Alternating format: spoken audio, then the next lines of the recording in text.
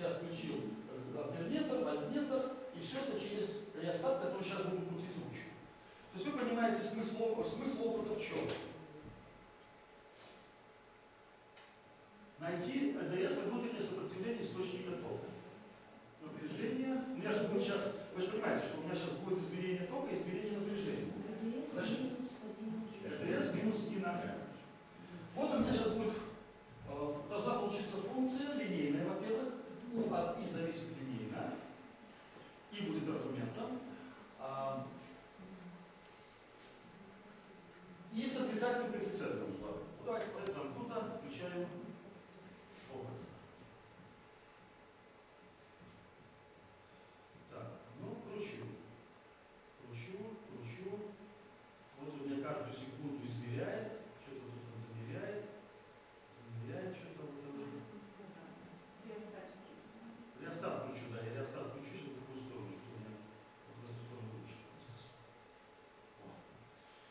Ну, что-то получилось, вы видели, меняется ток, меняется напряжение. Мне сейчас надо с этих графиков что-то взять полезное.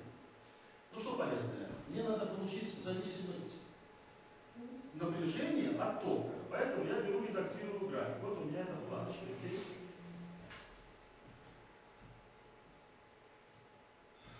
Значит, по оси X мне нужна сила тока. По оси Y мне нужно оставить напряжение.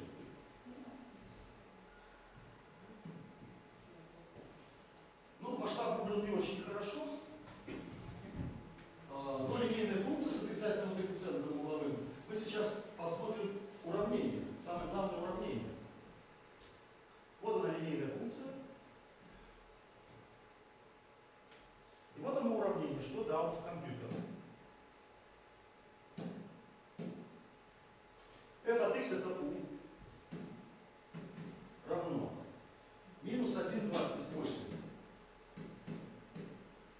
X у меня что? Сила тока. Плюс 1,37. А теперь детей спрашиваю, ну давайте разбираться теперь, что мы получили. Что такое 1,31, свободный член? Это ЭДС этой батареи. Что такое 1,28? Внутреннее сопротивление этой батареи. Батарейка подсела. Можно объяснить детям, что вы запишите сопротивление батарейки 1,28 внутри. Я возьму батарейку другую, вот эту батарейку снял. Где-то у меня была другая, но я правда не знаю, может тоже свежая. Батарейка, которая хорошая, свеженькая, у нее полома. То есть я таким образом хочу вот в среду, надо будет батарейку всегда проверить, чтобы дети поняли, что значит села батарейка, почему она не дает.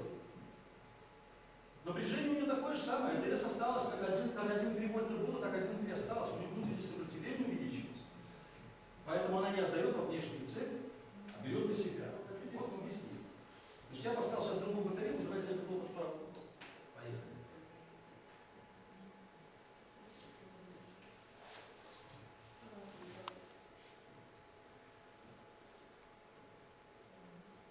Кручу. Так, а теперь возьмем, редактируем. По ИСу что там? Сила тока вырезанные данные. И по Y напряжение вырезанные данные. Ну, более или менее линейная функция. Как всегда есть погрешность, мы ее усредняем. Вот берем линейное приближение. Так.